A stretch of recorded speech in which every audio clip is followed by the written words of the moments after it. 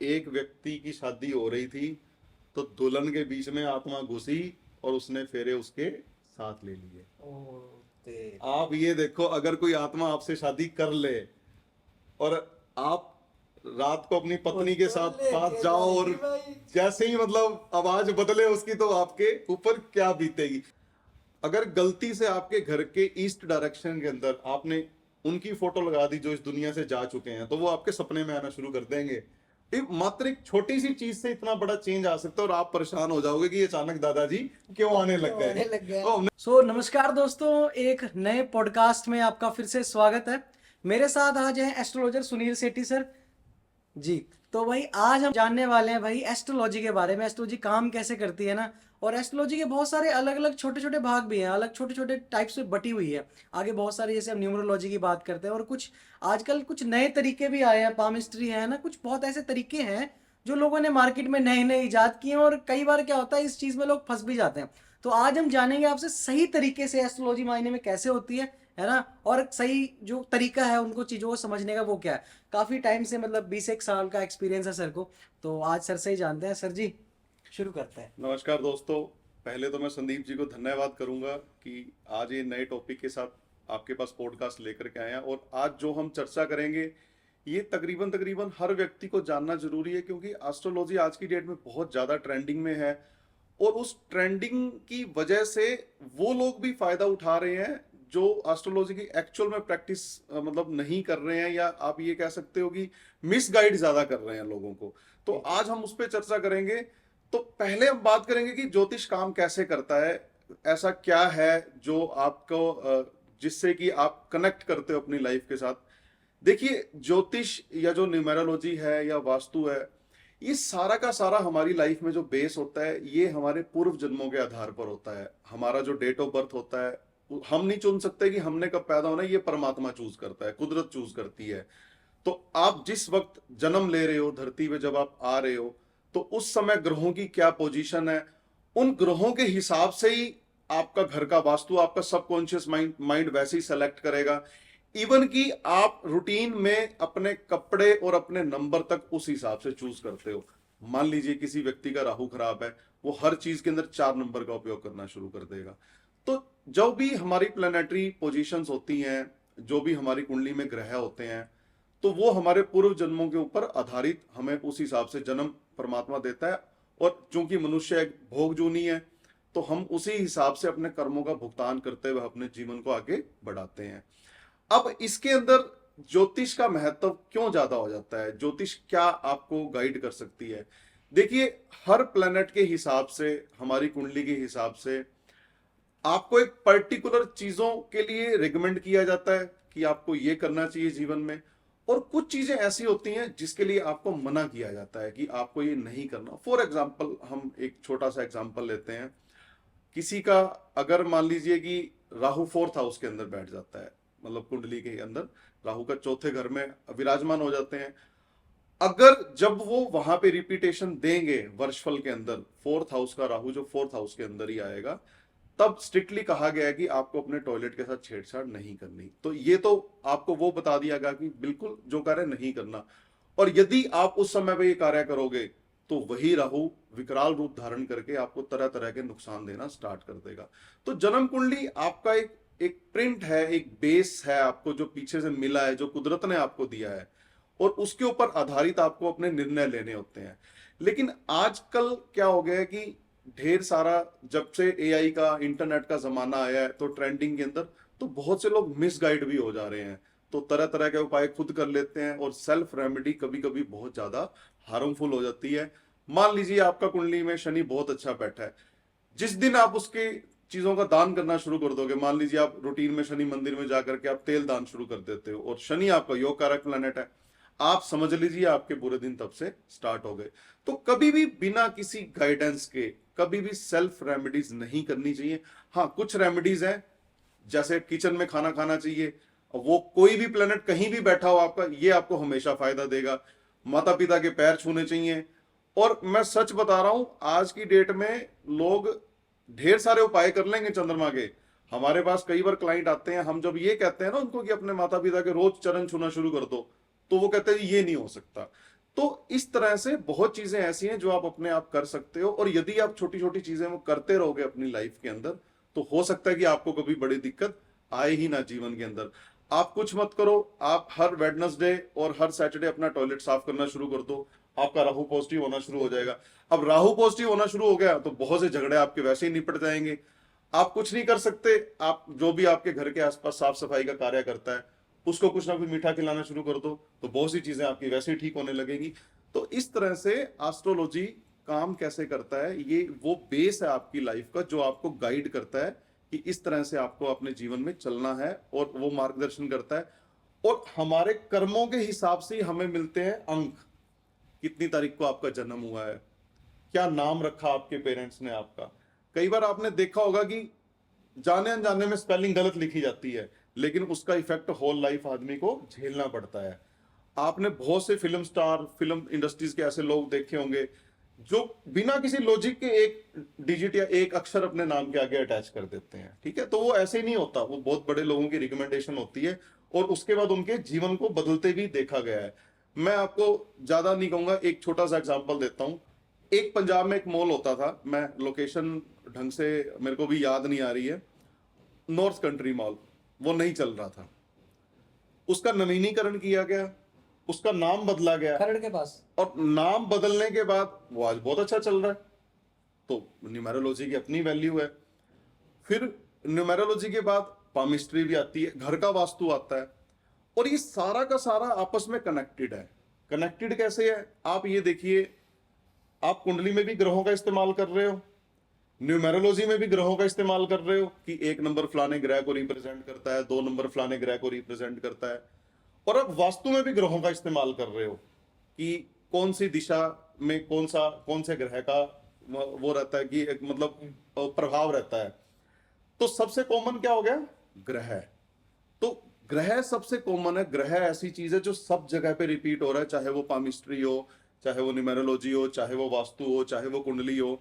तो अल्टीमेटली आपका जो डेट ऑफ बर्थ है वही आपका बेस है, उसी के हिसाब से आपका सब कुछ सेलेक्ट होता है। लेकिन वास्तु एक ऐसी चीज है जो कलेक्टिवली हमारे ऊपर प्रभाव डालता है। अब मान लीजिए किसी के घर के अंदर नॉर्थ में आपने रेड कलर दे दिया, तो उस घर के मुखिया के साथ साथ उस घर में जितने भी लोग रहने वाले होंगे, सब लोग आपको पैसों के मामले में परेशानी नजर आएंगे, क्योंकि पैसा आएगा ही नहीं, अपॉर्चुनिटी आएगी नहीं लाइफ के अंदर। आप दुकान पे जाओगे, ग्राहक नहीं आएगा, ग्राहक आ गया तो सामान लेकर के नहीं जाएगा, और आप तरह तरह के आप ग्रह ठीक कराने लगोगे, उपाय करोगे, सब कुछ करोगे, लेकिन जब तक आप उसको अपने वास्तु दोष को ठीक नहीं करोगे तब तक कुछ भी काम नहीं करेगा। तो वास्तु का अपना एक मेजर रोल है। हाँ, ये जरूर है कि वास्तु को न्यूट्रल जब आप कर देते हो, वास्तु जब आप अपने घर का ठीक कर लेते हो, उसके बाद में फिर आप कुंडली उठा करके जो भी एक आध ग्रह आपका खराब चल रहा है या जिसकी दशा चल रही है वो आप उसको ठीक करो। और एक चीज और देखी गई है, मान लीजिए आपके घर का नॉर्थ खराब है, आपको हो सकता है कि वो ट्रबल कम दे रहा हो, लेकिन जैसे ही आपके घर में किसी की बुध की दशा आएगी, क्योंकि नॉर्थ ग्रह बुध ग्रह को रिप्रेजेंट करता है, नॉर्थ डायरेक्शन जो है, और जैसे ही आपकी कोई बुध की दशा आपके घर में किसी की स्टार्ट होगी, आपके बच्चे की स्टार्ट होगी, आपकी अपनी स्टार्ट होगी, आपकी वाइफ की स्टार्ट होगी, वैसे ही उस दिशा के बुरे प्रभाव आपको मिलने स्टार्ट हो जाएंगे।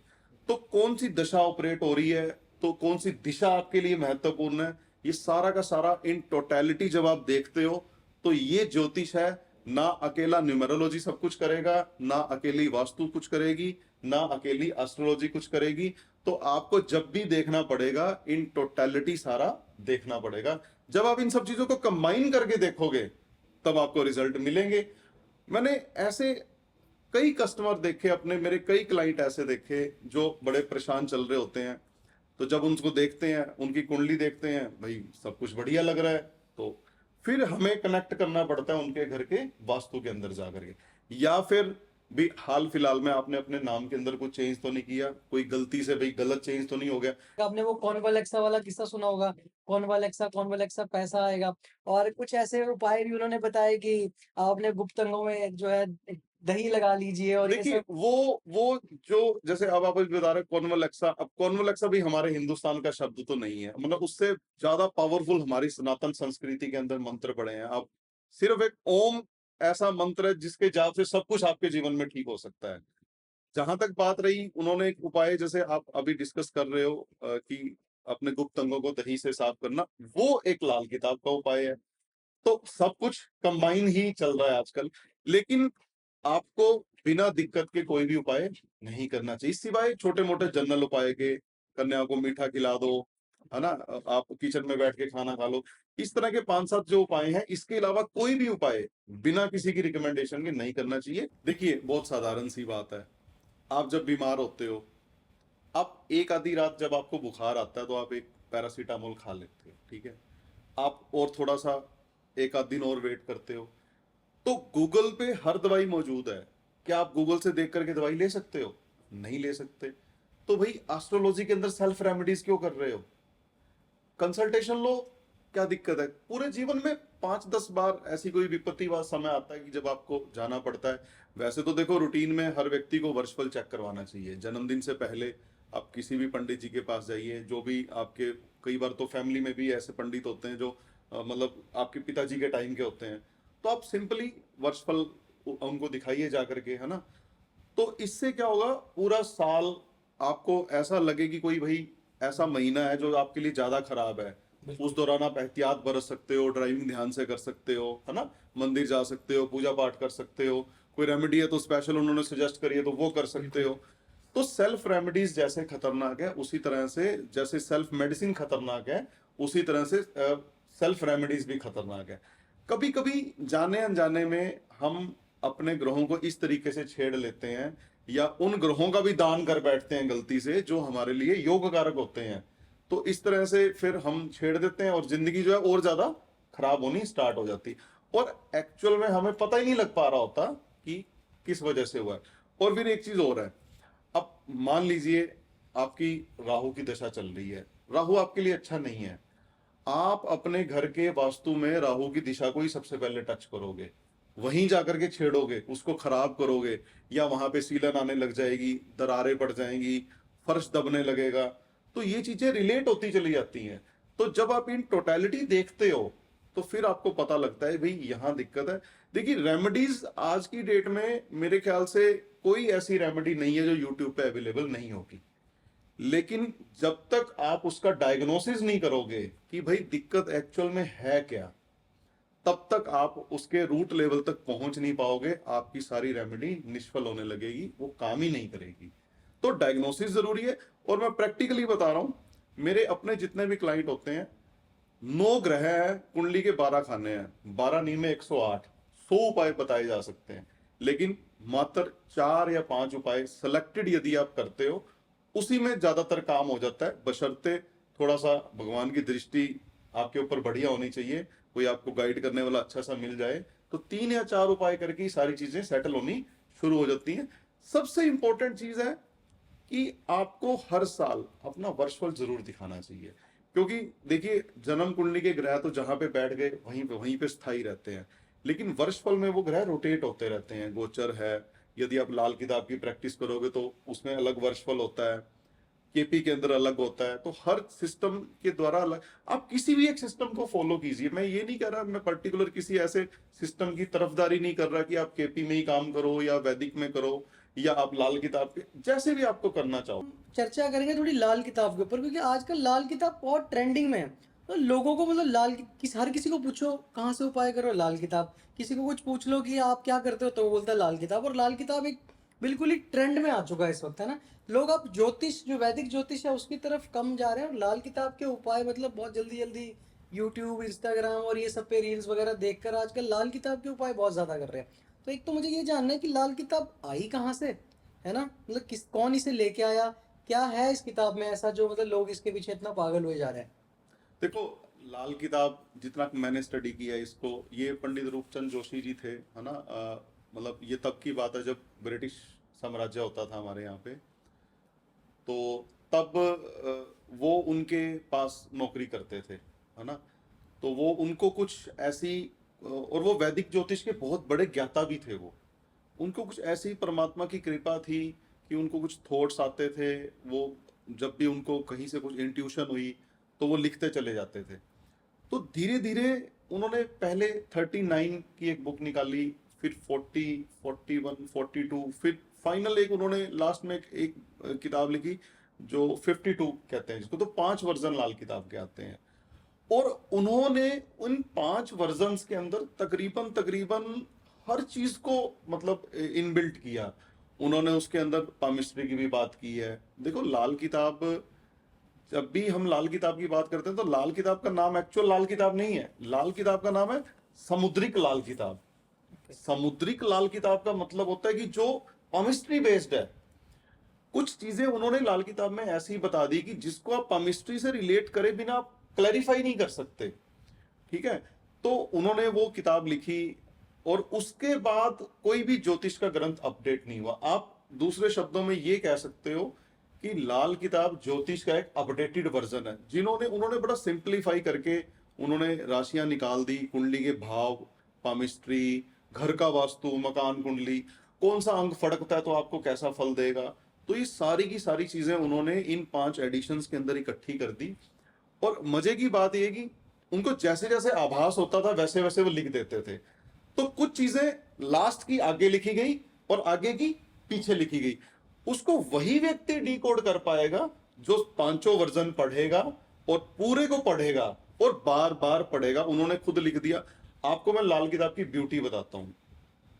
पहले तो उन गुरुजी को नमन जिन्होंने मेरे को लाल किताब सिखाई है, लुधियाना में ही रहते हैं। और लाल किताब की सबसे बड़ी ब्यूटी ये है कि कोई भी टॉपिक उन्होंने छोड़ा नहीं। और सबसे पहले आप लाल किताब के शुरू के 2 या 4 पन्ने हैं ना, उनको यदि पढ़ोगे तो उन्होंने उसमें क्या लिखा है कि कोई भी व्यक्ति यदि अपने होने वाले बच्चे का लिंग के बारे में पूछेगा, मेल है या फीमेल है, तो आपको आंसर नहीं करना, वरना वो आपको भारी पड़ेगा जो प्रेडिक्शन कर रहा है। आपको किसी दूसरी विद्या की बदखोई नहीं करनी, बदखोई नहीं मतलब उसका निंदा नहीं करनी। और आपको किसी के भी ऐब किसी दूसरे के सामने प्रकट नहीं करने। मतलब उन्होंने स्टार्टिंग में लिख दिया भी astrology is the act of privacy. आप यकीन नहीं करोगे, अगर मेरे घर में मेरे रिश्तेदार आते हैं, कोई कुंडली दिखाने आ जाता है, तो मैं उसकी चर्चा कभी अपनी पत्नी से भी नहीं करता, क्योंकि we have to follow the protocols. हर चीज का अपना एक नियम होता है। तो उन्होंने उसमें लिख दिया कि आप किसी के जो गलत आदतें हैं या गलत चीजें आप किसी के सामने बताओगे नहीं। आप ये देखो कि उस टाइम पे भी उन्होंने कितना आगे तक सोचा चीजों को। मतलब ये 3-4 नियम उन्होंने ऐसे लिख दिए उसके अंदर कि आपको ये फॉलो करने हैं।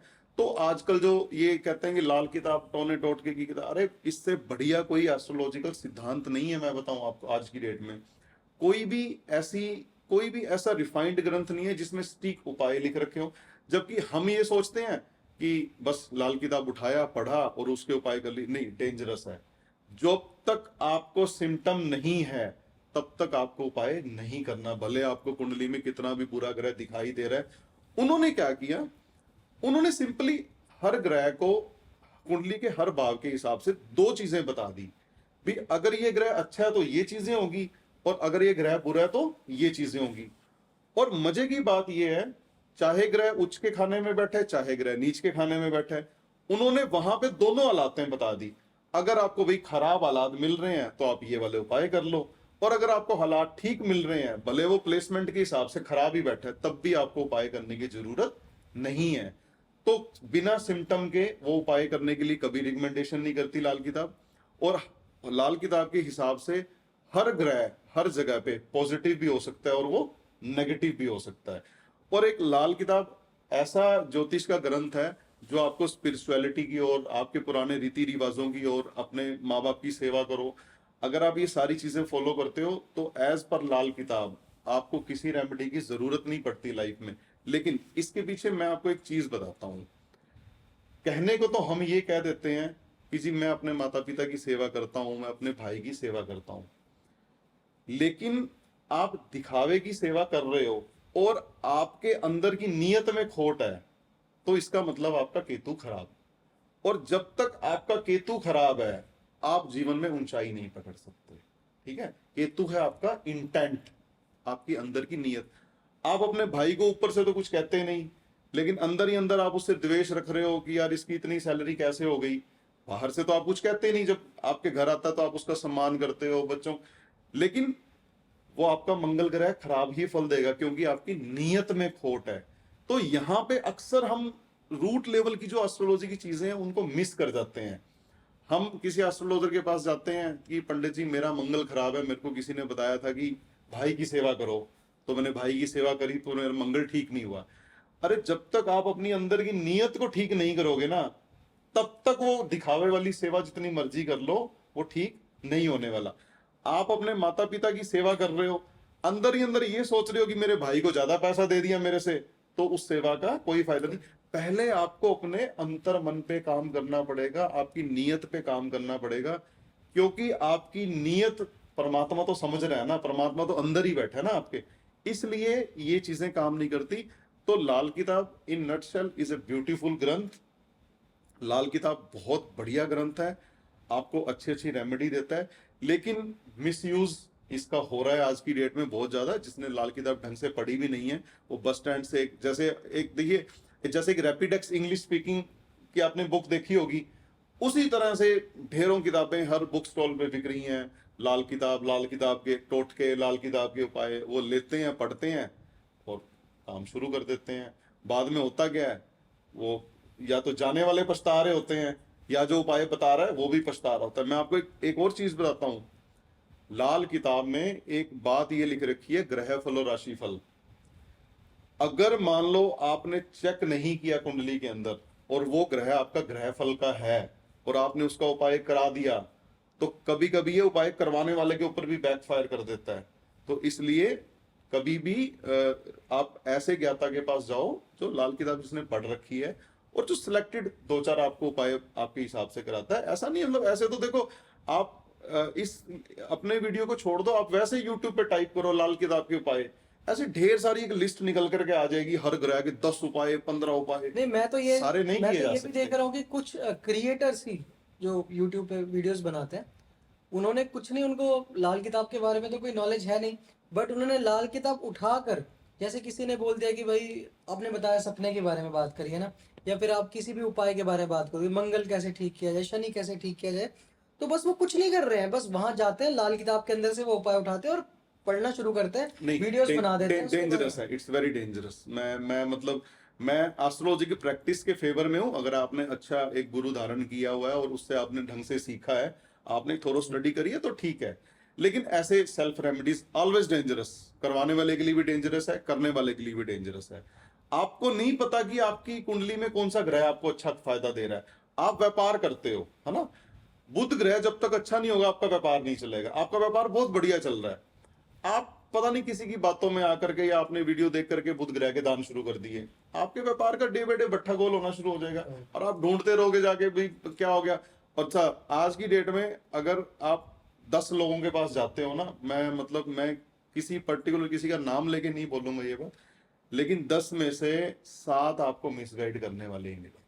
ठीक है, आप ये देखो कि मेरा अपना YouTube पे चैनल है, मैंने तकरीबन अपने हर वीडियो में एक ही बात बोली है कि हम ये वीडियो बना रहे हैं, लेकिन आपको ये उपाय किसी कंसल्टेंट से मिल करके करना चाहिए। हम सिर्फ उपाय को उसमें विधि बताते हैं कि जी ऐसे करना है, इसलिए किया जाता है।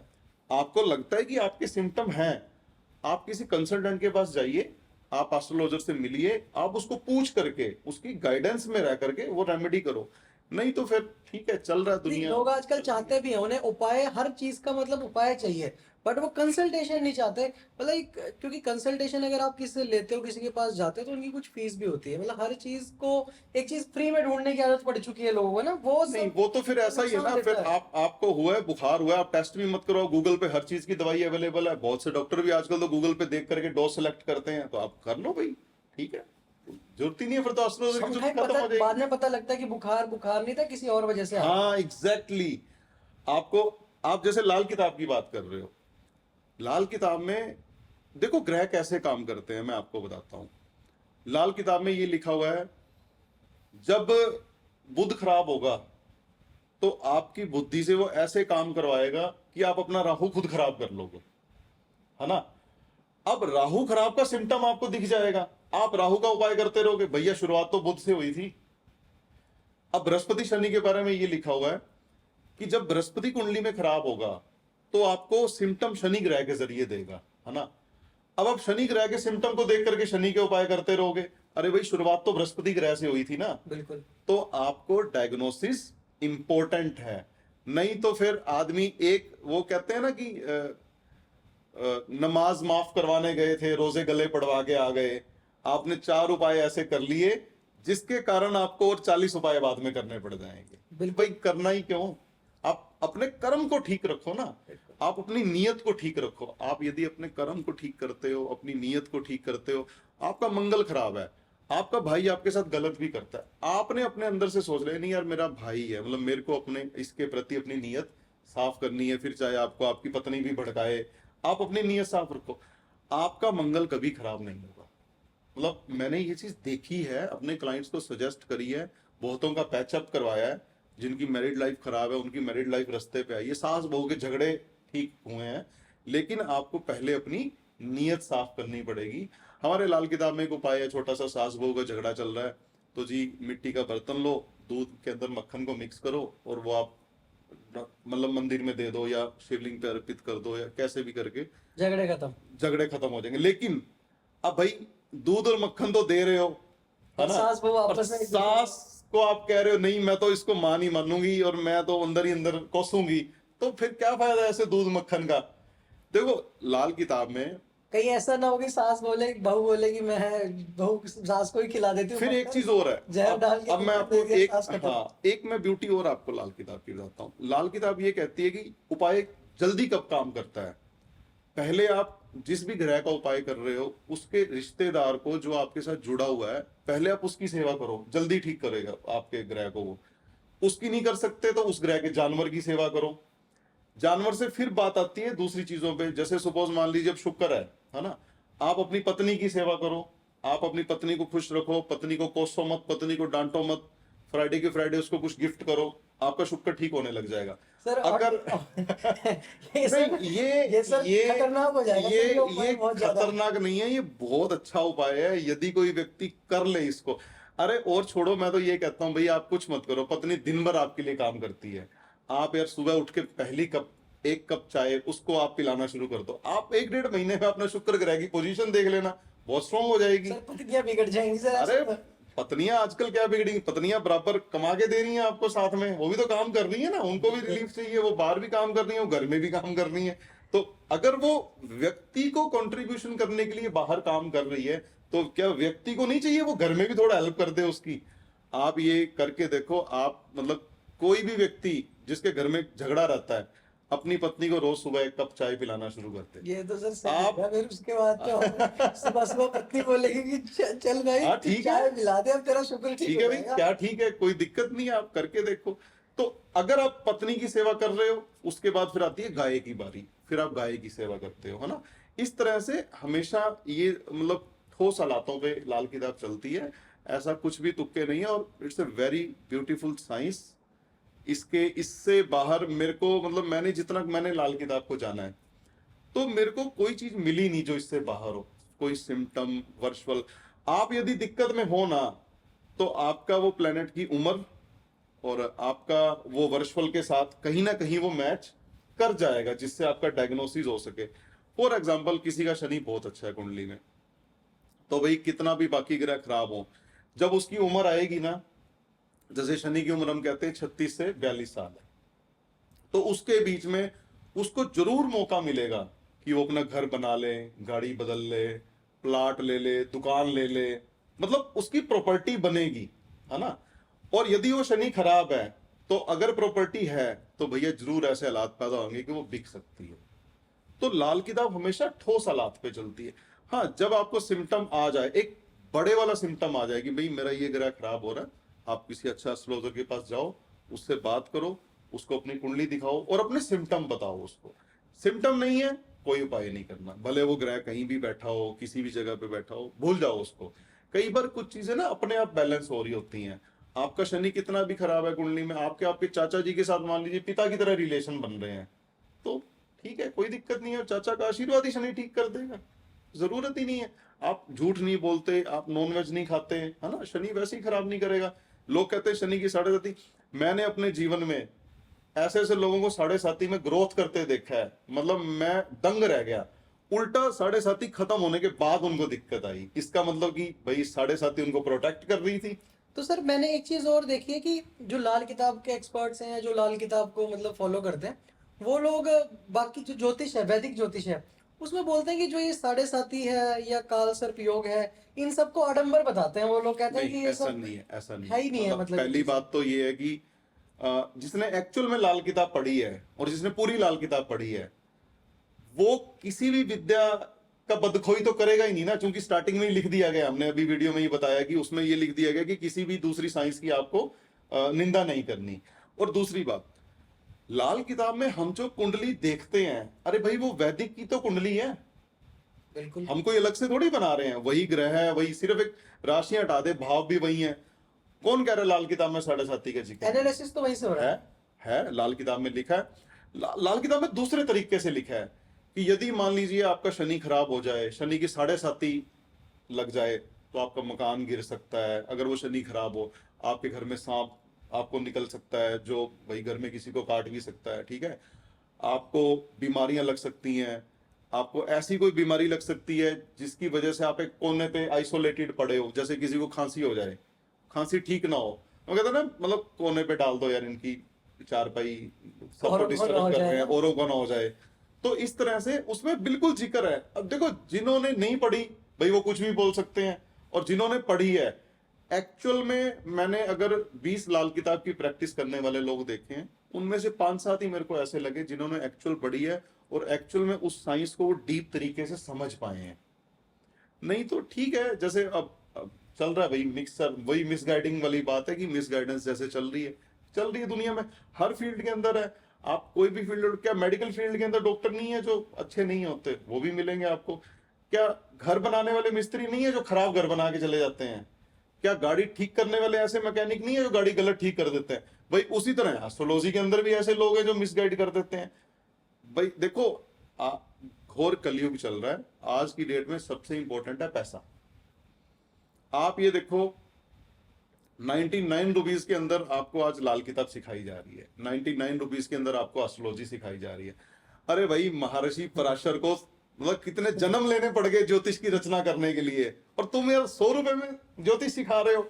और सीखने वाले भी पीछे चले हुए हैं। ठीक है, मतलब 15 दिन में ज्योतिष सिखा 15, अरे 3 दिन में, मतलब मैं हैरान, मतलब हमने 20 साल गाल दिए, मतलब 3 दिन में सिखा रहे हैं। यार बड़ी गजब बात है, मतलब ठीक है। ये और तो दुनिया चल रही है। ये तो स्कैम है भाई पूरा। ये स्कैम है, बिल्कुल ये स्कैम है। और ये आप मतलब देखो, हम जैसों के लिए तो ये लोग बहुत बढ़िया हैं, क्योंकि पहले वहां जाके मिसगाइड होते हैं, उनको भी पैसा दे देते हैं और गलत उपाय करके जिंदगी खराब करते हैं, फिर हमारे पास आते हुए हमारे लिए तो कस्टमर है, हमारे लिए तो। लेकिन ये गलत हो रहा है, that is wrong practice. 99 rupees में कोई नहीं सिखा सकता, कोई 3 दिन में नहीं सिखा सकता आपको। भैया, पढ़ना आपने है, कर्म आपने करना है, आपको खुद पढ़ाई मेहनत करनी पड़ेगी, एक्सपीरियंस करने पड़ेंगे। और सबसे बड़ी बात, अध्यात्म को अपनाना पड़ेगा। बिना अध्यात्म को अपनाए आप ज्योतिष की किसी भी विद्या में सफल नहीं हो सकते।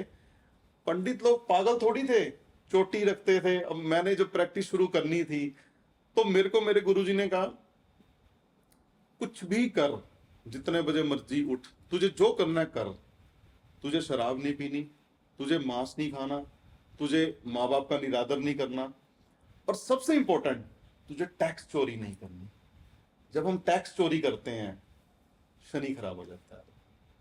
एक उन्होंने कहा था, चोटी रख लो, मतलब आप देख लो आज भी रखी हुई है ना, वो गुरुजी नहीं रखवाई। मेरी तो बहुत बड़ी है। हाँ, तो आप भी मतलब आई थिंक ब्राह्मण फैमिली से हो, है ना, तो आपकी भी है। तो कुछ नियम हैं जिसको आप फॉलो करते हो। और एक सबसे महत्वपूर्ण चीज जो उन्होंने बताई थी, बिना पूछे किसी को उपाय नहीं बताना। कि जब तुम बिना पूछे उपाय बताओगे, तो अगला तो ठीक हो जाएगा, वो समस्या तुम्हारे पास आ जाएगी। ओके। जब आपके पास कोई खुद आ रहा है पूछने ना, तब आपका अधिकार क्षेत्र शुरू हो जाता है ना, तब एस्ट्रोलॉजर कुछ भी बताए तो एस्ट्रोलॉजर के ऊपर कोई बैड इफेक्ट नहीं है। ये भी बहुत बड़ा क्वेश्चन है, जैसे कि आप रूटीन में कुछ एस्ट्रोलॉजर या कुछ ऐसी लोग ऐसी भ्रांति फैला देते हैं कि जी प्रैक्टिस करने वाले के ऊपर बुरा असर आता है। जो जो ज्योतिष की प्रैक्टिस करता है, जो दूसरों को उपाय बताता है, वो उसके ऊपर उसका गलत असर आता है। ऐसे नहीं आता।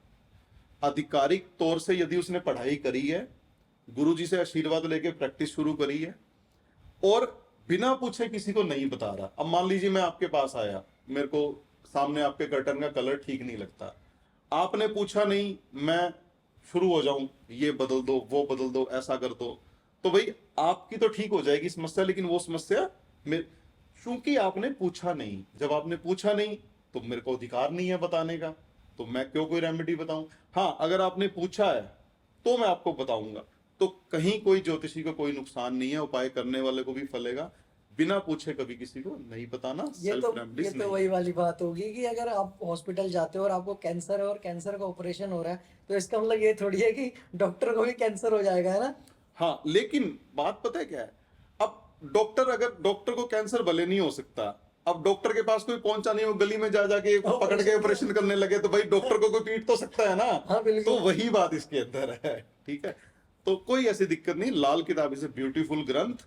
अच्छा विशेषज्ञ यदि आपको कोई लाल किताब का मिल जाता है, तो वो आपको हर वर्षफल पे कुछ ऐसी चीजें सजेस्ट कर सकता है, तो शायद आपकी जिंदगी में कोई दिक्कत आए और वो बहुत छोटी बन करके आपको टच करके निकल जाए, आप मुझे कोई कुछ बड़ी मुसीबत में ऐसे उपाय भी तो होते होंगे ना जो हर किसी के लिए, मतलब हर कोई कर सकता है, कुछ ऐसी चीजें भी होती होंगी। देखिए, हर ग्रह के ऊपर अलग अलग चीजें लागू होती हैं। आप शुक्र ग्रह के लिए, जैसे अभी हमने चर्चा की थी कि भाई वाइफ की सेवा करो, गाय की सेवा कर सकते हो आप अपनी वाइफ का कभी दिल ना दुखाओ।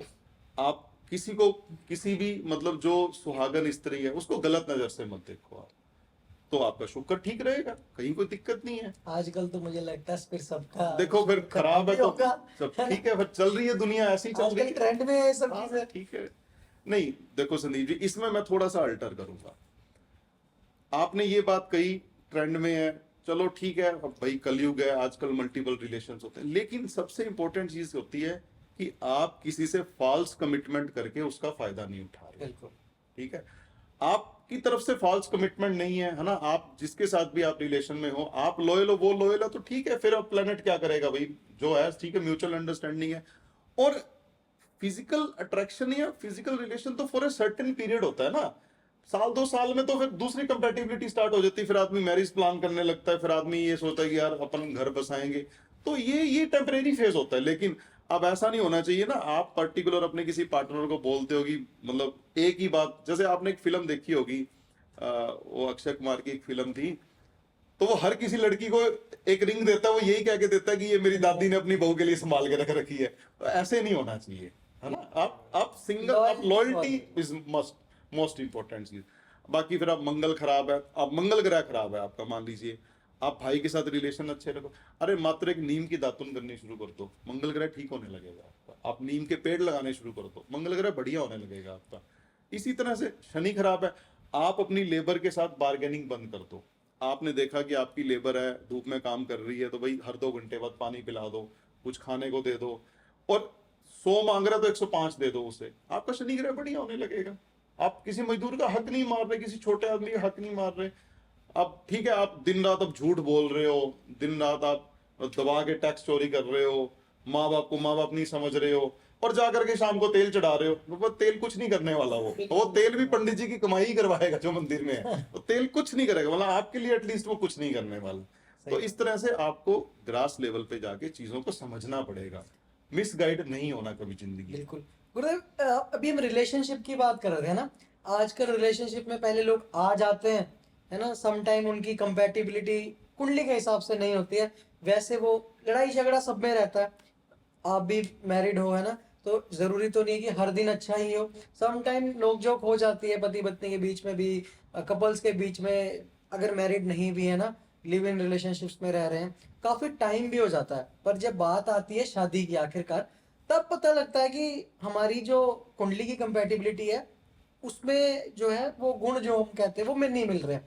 उसके बाद मतलब वहां पे मैंने कई लोगों, मुझे पूछते भी हैं, मेरे फादर खुद एस्ट्रोलॉजर है, बट उनके साथ बैठने का मौका नहीं मिलता मुझे, तो मैं उनसे ये बातें नहीं भी कर सकता। तो मैं पूछना चाह रहा हूँ उनसे कि जब उस टाइम पे नहीं मिल रहे हैं गुण, है ना, अब कई लोगों के गुण नहीं मिलते हैं, सम टाइम कई बोलते हैं कि भाई यार 5 साल हो गए मुझे साथ में, 6 साल हो गए, पर अब पता लग रहा है गुण नहीं मिल रहे हैं, तो अब क्या करें, मतलब है ना, आगे कहीं हमारा डिवोर्स तो नहीं हो जाएगा। तो मैं उस पर थोड़ा सा रोशनी डालिए, वो बताइए जरा। देखिए, आज से यदि अपन 50 साल पहले बात करें तो भाई कौन सी कुंडली मिलाई जाती थी? नहीं मिलाई जाती। लेकिन तब एक कॉमन उपाय था जो सारे करते थे, गौदान। गौदान, आपकी उम्र 28 साल से ऊपर है। तीसरा चीज आपको ये देखनी है कि आपकी कुंडली में बुध और शुक्र की क्या स्थिति है। कुंडली के जो भाव होते हैं 1 से लेकर के 12 तक होते हैं, ठीक है। मान लीजिए 1 से 12 गिनते समय बुध शुक्र से पहले बैठा है और शुक्र बाद में बैठा है। मान लीजिए बुध किसी का दूसरे भाव में बैठा है और शुक्र चौथे भाव में बैठा है जाकर के, तो ऑलमोस्ट उसकी मैरिड लाइफ ठीक ही निकलेगी। दोनों की कुंडली में चेक कर लो, ठीक है। और अगर शुक्र पहले बैठा है और बुध बाद में बैठा है तो उसका उपाय आपको पहले करना पड़ेगा। फिर चाहे गुण ना भी मिले, कर दो शादी। ठीक है। इंडिविजुअली चेक करो दोनों की कुंडली को। देखिए, जब ये मैरिज के गुण मिलाए जाते थे तब चीजें अलग थी। तब स्त्रियां सारी घर में रहती थी, पर्दे में रहती थी, उनका आधिकारिक तौर पे उतना ज्यादा मतलब डोमिनेंस नहीं होती थी। तब के नियम बने थे। कुछ दोष ऐसे होते थे जो चेक करते थे कि भाई इनके बच्चे कम होंगे। अब पहले तो रिवाज था 6 बच्चे पैदा करने का, 5 बच्चे, 8 बच्चे, 10 बच्चे। अब एक करना है, वो भी आईवीएफ से करा लेते हैं लोग, नहीं होता तो अब आधे। हाँ, एक कुंडली के अंदर एक वरण दोष ऐसा होता है कि जिसको मतलब अगर वो आ जाता है तो थोड़ा समस्या ज्यादा कर देता है। बाकी चीजें मैच कर जाती हैं। आप गौदान करो, आप किसी अच्छे विशेषज्ञ से मिल करके आप शादी 28 के बाद करो। तो 28 के बाद तो लाल किताब में तो एक चीज ये भी लिखी गई है कि अगर पामिस्ट्री के पोर्शन में आपकी शादी की रेखाएं खराब हैं तो भाई 28 के बाद शादी करो, गाय दान करो। तो कुछ चीजें ऐसी हैं जो काम करती हैं, तो आज भी काम करती हैं। बाकी फिर 2 विवाह का भी प्रचलन है। आप अपनी पत्नी से नाम बदल के दोबारा फेरे ले सकते हो। तो बहुत सी चीजें हैं इसके अंदर, वो केस टू केस वेरी करता है। मतलब तो विवाह हाँ, तो अगर आप ये सोचें कि आज एक ऐसा उपाय बता दें कि जिसके बाद वो पक्का मतलब हाँ 90% चांस है गाय दान करने के बाद, और ये प्रैक्टिकली गाय दान करनी है, बछड़े वाली गाय दान करनी है। ऐसा नहीं कि वो जैसे पंडित जी फेरों के टाइम पे 500 रुपए अलग रखवा देते हैं गौदान के, वैसे नहीं चलेगा। ये प्रैक्टिकली गाय दान करनी है। ये तो मेरे दिमाग वो में आ गया करने के बात। बाद बहुत सी चीजें आपके जीवन में ठीक हो जाती हैं। साथ में बुध शुक्र की स्थिति को देख करके यदि आप उसका उपाय भी कर लेते हो तो भी काफी चीजें आपकी लाइफ में स्मूथ होने लगेंगी। गुरुजी, ये चीज आपने बोली ना, वो जो गौदान के पैसे करते हैं, तो मैंने कई लोगों को देखा कि जैसे बछड़ा लेकर आए किसी बछड़े वाले से, जो गाय वगैरह चराते हाँ, हैं, बिल्कुल उनसे लाए थोड़ी देर के लिए और उसी को दान किया नहीं, और उसको ऐसा- पैसे दे दिए ऐसा थोड़े से नहीं, उसके ऐसा बदले, नहीं, और वो ले भी गया ऐसा उसे नहीं, वापस। नहीं नहीं। जब भी आप गाय दान करते हो, आप प्रैक्टिकली आप ब्राह्मण को बछड़े वाली गाय दान करोगे और वो बछड़े वाली गाय को वो ब्राह्मण कम से कम मतलब 43 दिन अपने घर रखेगा, उसको चारा डालेगा। बीच बीच में आप भी कभी उसके घर जाके चारा डाल दो। देखो, कोई भी जब हम कोई रेमेडी करते हैं, यदि आपने उसका परमानेंट इफेक्ट लेना है तो मिनिमम 43 डेज आपको वो रूल फॉलो करना पड़ेगा। जैसे एक लाल किताब में एक उपाय है कि यदि पिता की सेहत खराब हो, पर्टिकुलर एक बृहस्पति की कंडीशन ऐसी होती है, तो आप शमशान घाट में जाकर के पीपल का पेड़ लगा दीजिए, है ना। तो आपके पिता की सेहत जो है वो ठीक होनी शुरू हो जाएगी। वो उस कंडीशन में होता है जब हॉस्पिटलाइज हो या मृत्यु तुल्य कोई कष्ट आ रहा हो। लेकिन मतलब उसमें आपको ये देखना है कि 43 डेज तक वो पीपल वहां पे सरवाइव करे। आप रोज जाकर के उसको जल दोगे, अगर वो सरवाइव नहीं किया तो फिर कोई फायदा नहीं है। ऐसा तो नहीं है कहीं नहीं, कि ऐसा नहीं। पीपल का पेड़ सूख गया हो, नहीं नहीं साथ नहीं में नहीं नहीं, फिर नहीं ऐसा पिताजी का भी नहीं। हो देखो, गया पता हो। क्या होता है, इतनी सी छोटी चीज से मृत्यु का डिसीजन नहीं हो सकता, और मृत्यु का कोई उपाय नहीं है। ये भी हमारी लाल किताब में स्टार्टिंग में लिखा हुआ है कि बीमारी बिना दवाई के भी ठीक हो सकती है, उपाय से भी ठीक हो सकती है, लेकिन मृत्यु का कोई इलाज नहीं है। तो भाई अगर डेथ आई है ना तो फिर एक छोड़ के आप 100 पीपल लगा लो भी, वातावरण जरूर शुद्ध हो जाएगा, लेकिन डेथ का कोई इलाज नहीं। हाँ, बीमारी से उभरने में वो उसकी मदद कर हो सकता है फिर। लेकिन अब ठीक होना लिखा है तभी वो पीपल सरवाइव करेगा। और उसमें ये भी कंडीशन है, आपको लग रहा है कि वो सरवाइव नहीं कर रहा, तुरंत एक नया लगा दो ना। हल हर चीज का है, बशर्ते आपको गाइड करने वाला और डायग्नोसिस करने वाला आदमी ठीक होना चाहिए। बिल्कुल सही बात है। तो ये तो रही हमारी मतलब रिलेशनशिप्स है ना, क्योंकि बहुत सारा ये तो ऐसा टॉपिक है कि हर कोई जानना चाहता है ना। और मैंने एक चीज और सुनी है, कई आजकल आपने देखोगे एस्ट्रोटॉक नाम से एक एप्लीकेशन बहुत प्रचलन है, उसके अंदर लोगों ने मतलब ऐसे आंखें बंद करते हैं, ऐसे ऐसे करते हैं और बिल्कुल आपको गाइडेंस दे रहे हैं। मतलब ये कि ये जो कार्ड वाला वो होता है, क्या बोलते हैं, टैरो हाँ, कार्ड। मैं बताता हूँ। जो टैरो कार्ड है वो बेसिकली एक वेस्टर्न एस्ट्रोलॉजी का एक पार्ट है, ठीक है। अब हमारे सनातन संस्कृति में प्रश्न कुंडली होती है, वो तब यूज किया जाता है जब आपको अपने पर्टिकुलर एक या दो क्वेश्चंस पूछने हैं, आपके पास डिटेल भी नहीं है अपनी, या इतना टाइम ही नहीं है कि आप कुंडली खोल करके आगे डिटेल तक जाओ, या मान लो कई बार कंडीशन ऐसी आ जाती है, आप जो पूछना चाह रहे हो आपकी कुंडली की जो करंट सिचुएशन चल रही है उससे रिलेट नहीं हो पा रही, तो भाई कुछ नहीं है। आप वैदिक में प्रश्न कुंडली जो काम करती थी वो टैरो में वही वो चीज काम करती है। तो सर ऐसे कैसे हो रहा है कि 18 16 साल के बच्चे बैठ रखे हैं एस्ट्रोटॉक एप्लीकेशन पे, वो खोल के बैठे हैं जी, हमने जी कर ली। मेरे कुछ दोस्त शुरू कर देखो दिया उन्होंने। मैं बताता हूँ, अगर प्रैक्टिस करने वाले वो 16-18 साल के हैं तो पूछने वाले भी वही हैं। मतलब मैं भी काफी सारी एप्स के साथ, मतलब जैसे मैं खुद ऐप पे कभी नहीं गया, बट मैंने जो ऐप पे जो एस्ट्रोलॉजर अपॉइंट होते हैं उनके इंटरव्यू मैंने कंडक्ट जरूर किए हैं, तो उसमें टैरो वाले, सच कह रहे हो आप, टैरो वाले बहुत सारे हैं। एक्चुअली टैरो में क्या है कि जो पर्टिकुलर कुछ एक क्वांटिटी के कार्ड होते हैं, तो हर कार्ड का अपना एक इंटरप्रिटेशन होता है। तो वो आपसे पूछते हैं, आपसे डेट ऑफ बर्थ या कोई नंबर पूछेंगे, फिर वो कार्ड निकालेंगे। एक्चुअल में जो क्वेश्चन कर रहा है ना, वही अपने क्वेश्चन का आंसर दे रहा है, क्योंकि उसके क्वेश्चन के बेस के ऊपर आपका कार्ड निकाला जा रहा है। तो वो एक तरह से प्रश्न कुंडली का काम कर रहा है, वो ठीक है, वो गलत नहीं है। हाँ, मतलब कोई भी कोई भी विद्या जो ज्योतिष शास्त्र से जुड़ी है, चाहे न्यूमेरोलॉजी हो, चाहे वास्तु हो, चाहे पामिस्ट्री हो, कोई भी विद्या गलत नहीं है। डिपेंड करता है कि आप कितनी परफेक्शन से उसके नियमों का पालन कर रहे हो।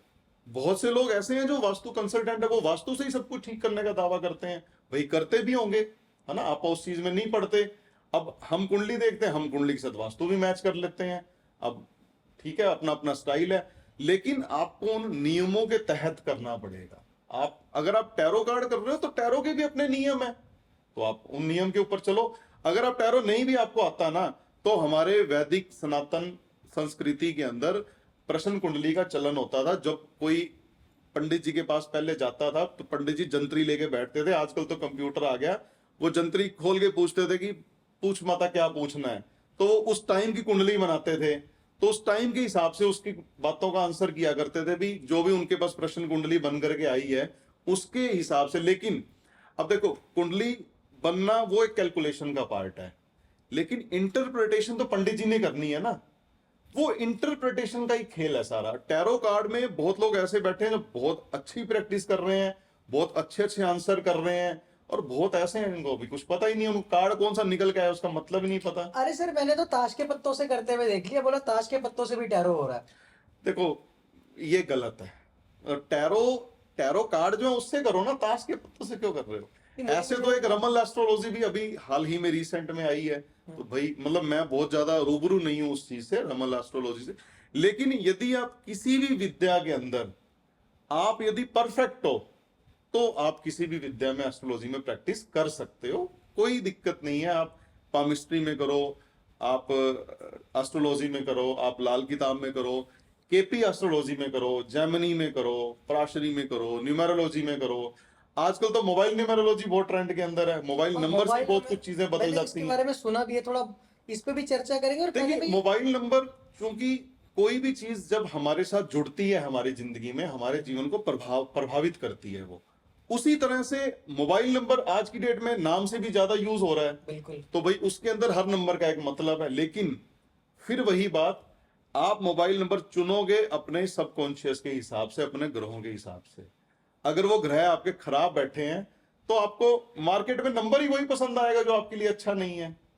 अगर आपके ग्रह ठीक बैठे हैं तो भाई आप नंबर अच्छा चूज कर लोगे जाकर के। ये चलो, ये तो आपने मुझे बताया कि मान लीजिए किसी ने गलत नंबर चूज कर लिया है, और इवन अब मैं ही हूं, मान लो, चलो मैंने अभी बात, मुझे नहीं पता कि मेरा नंबर सही है गलत है, बट मैं उस नंबर को हर जगह दे चुका हूँ। मतलब बैंक में मेरा नंबर है, मेरे हर एक डॉक्यूमेंट के साथ वो नंबर अटैच है। ठीक है।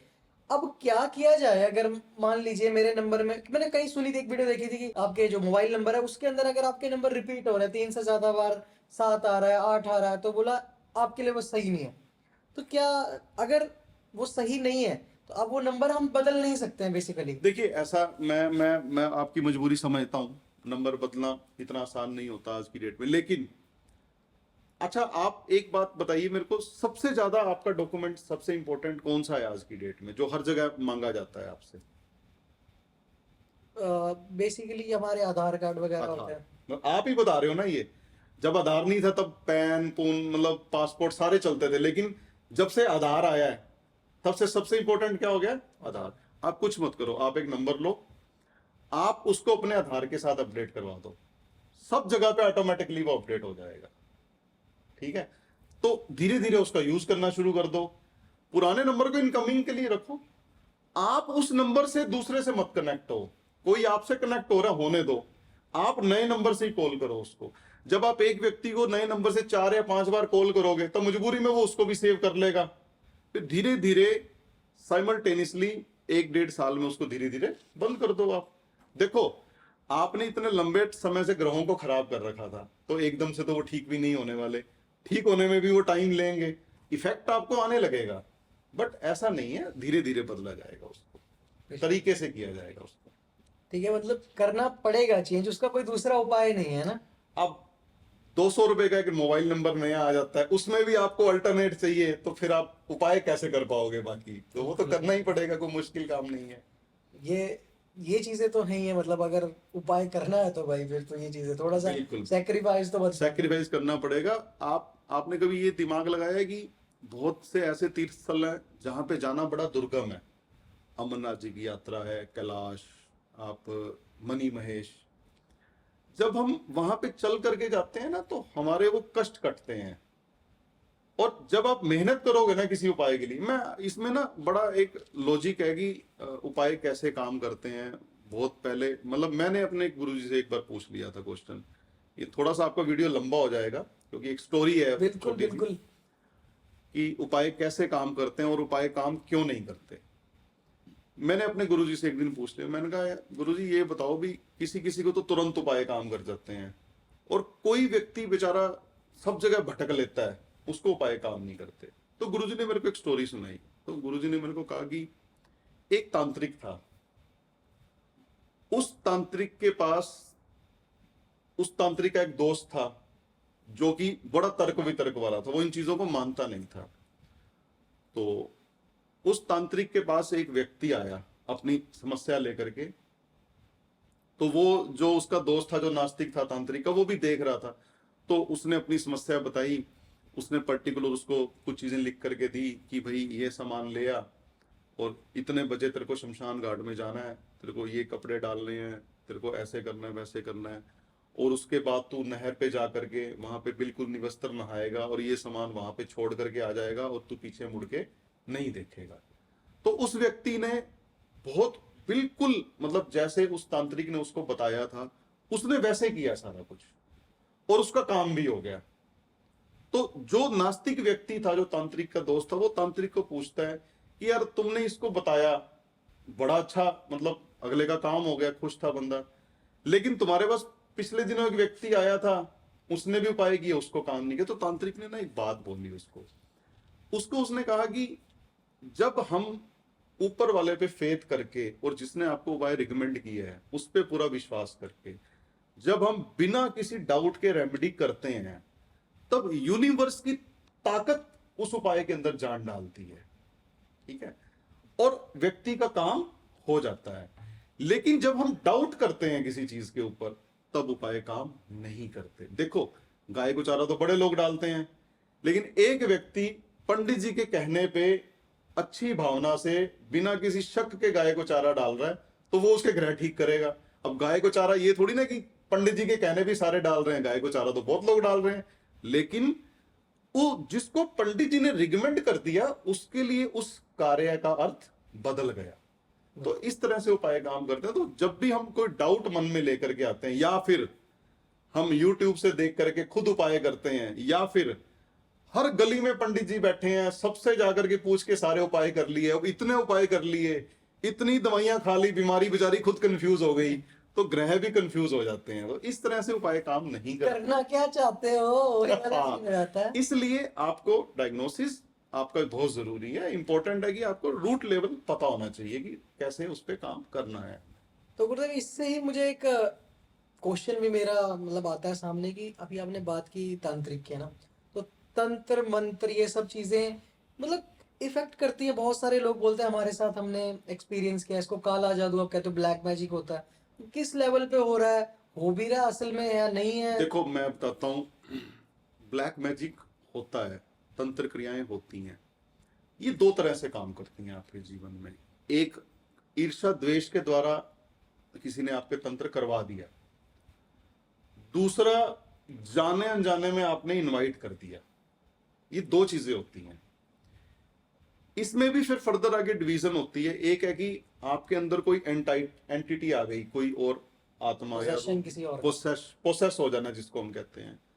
एक होता है कि मतलब पोसेस नहीं हुआ लेकिन नजर ना, ज्योतिष के अंदर भी कुंडली का तीसरा भाव नजर दोष को दर्शाता है। और कुंडली के कुछ ग्रह योग भी ऐसे होते हैं कि आपका मनोबल इतना कमजोर हो जाता है, आपके ऊपर बाहर से चीजें आके असर करने लगती है। सबसे इंपॉर्टेंट चीज इसमें क्या होती है, आपका मानसिक वातावरण कैसा है। यदि आप सदा खुश रहते हो, याद रखना, यदि आप सदा खुश रहते हो आप कभी पोसेस नहीं हो सकते। और यदि आप उदास रहते हो, यदि आप डिप्रेशन में रहते हो, तब भाई पोसेस हो सकते हो, फिर ग्रह चाहे कैसे भी हो। तो उस मैं टाइम उसका पे कारण बताता तो हूँ। उस टाइम पे तो लोगों को पता भी नहीं लगता होगा कि यार इसे हाँ एग्जैक्टली, आदमी possession- नहाना छोड़ देता है भाई, आदमी एक एक हफ्ता नहाता नहीं है, मैला कुछ ऐला पता नहीं क्या क्या, हर मतलब जो भी आपको प्रोसेस कर रहा है उसके अलग तरह के सिम्टम प्रोड्यूस होते हैं।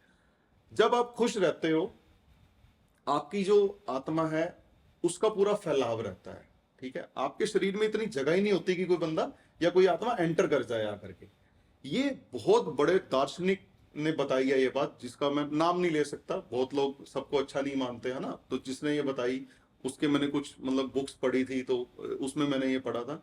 और जब आप उदास रहते हो तब आपकी आत्मा सिकुड़ने लगती है, आपके शरीर में खाली स्थान रहने लग जाता है, जिसकी वजह से कोई भी आपके अंदर इजिली हावी हो सकता है। बाकी फिर आपके कुंडली के ग्रह दोष, सूर्य राहु इकट्ठा है, केतु चंद्र इकट्ठा है, जब आप मानसिक तौर पे और आत्मिक तौर पे कमजोर हो जाते हो। देखिए आपकी कुंडली में सूर्य ग्रह आपकी आत्मा को रिप्रेजेंट करता है और चंद्र ग्रह आपकी मन को रिप्रेजेंट करता है।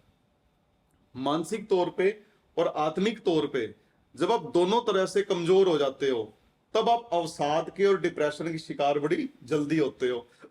और यही योग है कि जिसके तहत आपको जल्दी प्रोसेस किया जा सकता है। तो पता कैसे लगेगा कि मतलब सच में पोजेशन है, कोई मेंटली डिसऑर्डर नहीं है, मतलब है ना कि ऐसी कोई मेडिकली कंडीशन नहीं है? क्योंकि आजकल लोगों को पता ही नहीं चलता असल में होते हैं वो डिप्रेशन में है और वो जहाँ एग्जैक्टली, किसी और जगह मेरे नहीं को है। एक किस्सा याद आता है, मैं आपको बड़ी सिंपल सी बात बताता हूँ।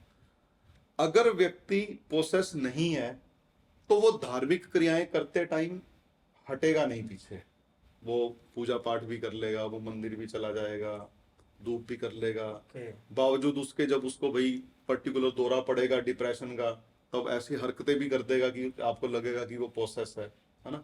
मैं आपको एक घटना बताता हूँ। मेरे एक मित्र हैं, उनकी एक सिस्टर है, तो आज से तकरीबन 10-11 साल पुरानी बात है। तो मतलब उसको क्या था कि जो पुराने मर गए थे लोग, नानी दादा, वो सब दिखने लगे। उसको ऐसा लगने लगा कि ये जो अक्षर हैं किताब से, ये निकल निकल के आके बाहर डांस कर रहे हैं। तो वो डिप्रेशन की एडवांस स्टेज थी। बच्ची के कुछ ग्रह उस टाइम खराब चल रहे होंगे, है ना, कई बार दशाएं खराब होती हैं। उस बच्ची का डिवोर्स हुआ था, है ना, तो वो मेंटल ट्रॉमा में थी एक तरह से। और जब व्यक्ति मतलब डिप्रेशन में होता है तो भाई किसी भी दृष्टि की तरफ जा सकता है। तो वो हरकतें ऐसी करने की, भाई कुछ आ ना गया हो, कुछ ओपरी तो नहीं हो गई। आसपास के लोगों ने बड़ा डाउट डाला। तो मेरे को एक एक दो लोग जानते थे, तो मैं तब उनको लेकर के गया उनके घर। मैंने कहा भी देखो गुरुजी इनको, क्योंकि देखो हम एस्ट्रोलॉजर हैं, हमारा ये फील्ड नहीं है, ठीक है। बिल्कुल। और ये चीजें एस्ट्रोलॉजी के बियॉन्ड होती हैं, ठीक है। तंत्र तो मंत्र ये सब हाँ, अलग है। उसके लिए अलग डिवीजन है। और हमारे पास यदि कोई ऐसा आ भी जाता है तो हम उसको कह देते हैं कि ये भाई केस ये अलग है, आप मेहंदीपुर बालाजी चले जाओ, माता बगलामुखी जाके हवन करवा लो, मतलब तरीके हम बता देते हैं उनको। लेकिन उस केस में हम भाई हमारे वाली रेमेडी को काम करे या ना करे कोई गारंटी नहीं है किसी बात की। हाँ, नजर दोष वगैरह है तो उसमें वो चीजें काम कर जाती हैं, वो चीजें ठीक भी उसको कर देती हैं। तो वो जैसे मैं 2 लोगों को उनके घर लेके कर गया, तो वो जो मेरे साथ गए थे वो बड़े अच्छे थे, वो जो तंत्र जानते थे या जिनको एक शफा प्राप्त होती है कि वो भूत बात निकाल देते हैं, है ना। तो उन्होंने क्या दिया था कि इस बच्चे को कोई दिक्कत नहीं है, डॉक्टर की जरूरत इसको डॉक्टर की जरूरत है। देखो ये कहना भी बड़ी बात होती है, नहीं तो आज की डेट में आप देखो, आज का तो मेरे को पता नहीं, मैं 10 साल पहले तो जमाना ठीक था, आज की डेट में तो मिसगाइड करने वाले ज्यादा हैं। अब जब आपको ये पता लग गया कि इस बच्चे को डॉक्टर की जरूरत है, तो आप सिंपली वहीं, अगर कोई पैसा कमाने वाला व्यक्ति होता तो वो लाख रुपए भी ले लेता और उसके बाद में ये भी कह देता कि मेरी तरफ से मैंने तो भूत निकाल दिया, आप डॉक्टर को दिखा लो जाके, है ना। ये इस चीज को समझो, तो ईमानदारी भी बड़ी चीज है। हाँ, उसके अलावा मैं, अब वो बच्चा ठीक है, हाँ अब भाई दवाई उसकी चल रही है दिमाग की, वो उसके जीवन की और घटनाएं थी जिसकी वजह से ऐसा हुआ, तो वो डिप्रेशन की दवाइयां तो उसको चलेंगी, लेकिन अब प्रैक्टिकली वो 15-20 दिन के बाद ही उसको इंप्रूवमेंट हो गई थी और ये जो दिख रही थी चीजें सारी दिखनी बंद हो गई थी। भाई वैसे देखा जाए तो खतरनाक है, पता लगा दादाजी सामने आके बैठे हैं मुझे 10 साल पहले। अरे ये भी बहुत, मैं आपको इसका भी एक किस्सा बता देता हूँ। अगर गलती से आपके घर के ईस्ट डायरेक्शन के अंदर आपने उनकी फोटो लगा दी जो इस दुनिया से जा चुके हैं, तो वो आपके सपने में आना शुरू कर देंगे। मात्र एक छोटी सी चीज से इतना बड़ा चेंज आ सकता है और आप परेशान हो जाओगे कि अचानक दादाजी क्यों आने लग गए। और हमने बहुत से लोगों के घरों में जाकर के ईस्ट डायरेक्शन से बुजुर्गों की फोटो हटवाई है जो इस दुनिया में नहीं थे और उनको उनके प्रैक्टिकली सपने आ रहे थे। तो हर चीज आपके साथ कनेक्ट करती है। अगर कोई चीज आपके साथ जुड़ रही है ना, तो उसका कोई ना कोई सिग्निफिकेंस जरूर है। अगर आप एक पर्टिकुलर एक रंग का पर्दा भी अपने घर में लेके आ रहे हो ना, तो भाई कुछ ग्रहों से जुड़ा हुआ है, जो आप उस रंग का वो पर्दा घर में ले करके आए इस हो। डायरेक्शन से दादाजी की फोटो हटाई, दादाजी नाराज कि भाई फोटो हटा दी मेरी, अब मैं तो आ भी नहीं सकता है। तो जैसे ये तो चलो रही बात की, मतलब किसी को अगर मेडिकली या फिर कुछ हमारा वास्तु के अंदर इशू है ना, अब ऐसे भी कोई किस्से हैं और जहाँ पे सच में मतलब किसी के साथ पोजेशन हुआ हो? बिल्कुल है, ये भी घटना मैं बताता हूँ। मतलब ये घटना तो खैर 20 साल पुरानी होगी, हम तब बच्चे होते थे। तो हमारे घर के पास किसी की शादी हुई। वो क्या था, उन्होंने शादी ना ओपन ग्राउंड में रखी। आपको पता है कि रात के समय कुछ कुछ हंटेड मतलब पेड़ होते हैं या कुछ हंटेड एरियाज होते हैं, तो वहां पे अगर बहुत ज्यादा हम मतलब इत्र का इस्तेमाल कर लें या बहुत ज्यादा परफ्यूम लगाएं, अब बट ऑब्वियस है कि शादी हो रही है तो ये चीजें तो इस्तेमाल होंगी ही होंगी। हर कोई लगा के आ रहा है। तो भाई हुआ क्या, एक व्यक्ति की शादी हो रही थी, तो दुल्हन के बीच में आत्मा घुसी और उसने फेरे उसके साथ ले लिए। आप ये देखो, अगर कोई आत्मा आपसे शादी कर ले और आप रात को अपनी पत्नी के साथ पास जाओ और जैसे ही मतलब आवाज बदले उसकी, तो आपके ऊपर क्या बीतेगी। प्रैक्टिकली ऐसा हुआ है, मतलब हमारे आंखों देखी बात है। हम बच्चे होते थे तब, फिर उन्होंने मतलब ट्रीटमेंट करवाया, इधर उधर लेके गए, 1.5 साल लगा ठीक होने में ना। देखो इसके अंदर आपको एंटाइटल आदमी मिलना भी बड़ा मुश्किल हो जाता है कि जो आपको ठीक कर सके। फ्रॉड बहुत ज्यादा है। फ्रॉड बहुत ज्यादा है इसके अंदर। फ्रॉड क्या बहुत ज्यादा है, कोई तय तक पहुंचता ही नहीं ना, आपको कोई बताएगा ही नहीं भाई ये आत्मा की प्रॉब्लम है या ये शरीर की प्रॉब्लम है। शरीर की प्रॉब्लम तो डॉक्टर ठीक कर देगा भाई, आत्मा की प्रॉब्लम तो कोई पहुंचा हुआ पुरुष ही ठीक कर, कोई पहुंचा हुआ संत ही ठीक कर सकता है। तो वो ठीक हो गई। आज उसके बच्चे भी हैं, बच्चे भी खैर अब तो बड़े बड़े हो गए, 15 साल से ऊपर हो गए। लेकिन ये तो भाई तोते कबूतर पता नहीं क्या क्या उड़ा होगा, आप क्या कह सकते हैं, लेकिन मतलब जिसके साथ घटना बीतती है ये वही समझ सकता है। और एक रिसेंट की घटना और बताता हूँ, ये टोने टोटके से जुड़ी हुई है।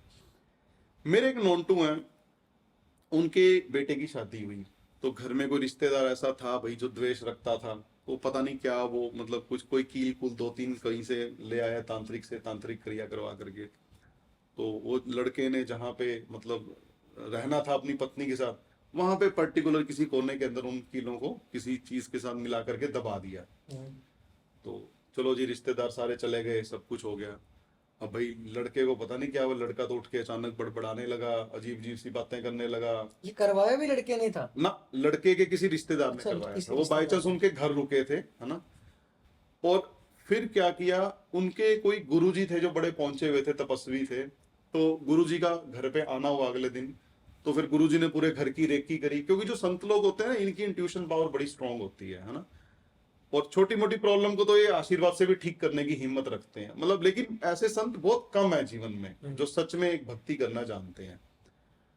तो वो फिर पर्टिकुलर उन्होंने पूरे घर की रेकी करी, स्पेशली उस कमरे को अच्छे से खंगाला, और उन्होंने उस वो जो लड़का जहां सोया था, उस कमरे के अंदर गद्दे के अंदर एक साइड पे छुपी हुई 7 कीलें वहां से निकाली, जो सिंदूर वगैरह मतलब पता नहीं क्या क्या उस पे कर रखा था, और फिर उसको निकाली और उन्होंने बताया ये है जड़, और तुम्हारे रिश्तेदार करके गए। अब तुम जानो भाई यहाँ पे कौन कौन रुका था इस कमरे के अंदर आकर के। पता तो लग जाता है पता तो लग जाता है, बताते लेकिन नहीं अब हो। रिश्तेदारी है ना, वो तो फिर झगड़े वाली बात हो जाती है। लेकिन हाँ, अब ये जरूर है कि वो इन फ्यूचर में अवेयर हो जाता है व्यक्ति, है ना। तो इस तरह से हाँ, वो लड़का ठीक हो गया अगले दिन। लेकिन आप ये सोचो कि अगर वो गुरुजी ना आते और वो पता नहीं कहाँ कहाँ धक्के खाते, अगर मिसगाइड हो जाते, तो वो परिवार पैसा का भी नुकसान करता और बच्चा भी बीमार रहता। अगर आपकी किस्मत अच्छी है तो टाइम पे आपको कोई क्या इसमें ऐसा मिल मर भी जाएगा। सकता है? देखो, मृत्यु के लिए ना बड़ी तांत्रिक क्रिया की आवश्यकता होती है। मृत्यु इतनी साधारण चीज नहीं है जितनी हम सोचते हैं, है ना। मृत्यु, पहली बात तो आपकी कुंडली में ऐसे योग होने चाहिए कि आप प्रेत शाप से आपकी मृत्यु लिखी है जीवन के अंदर, जिस तरह से एक्सीडेंटल डेथ लिखी है। हाँ, लेकिन ये मारण क्रियाएं होती हैं, उसमें कोई डाउट नहीं, लेकिन उसके अंदर एक प्रोसीजर होता है। आपका इस्तेमाल किया हुआ सामान, है ना, आपके बाल, आपके नाखून, आपके कपड़े, कपड़े में भी मतलब पूरे कपड़े, खासकर स्पेशली मतलब जो आपके अंडर गारमेंट्स हैं, जैसे, है ना, जो आपके शरीर के साथ ज्यादा क्लोज हैं, तो होती हैं प्रक्रिया। लेकिन ये जो सच में ये प्रक्रिया करना जानते हैं, ये बड़े कम लोग हैं।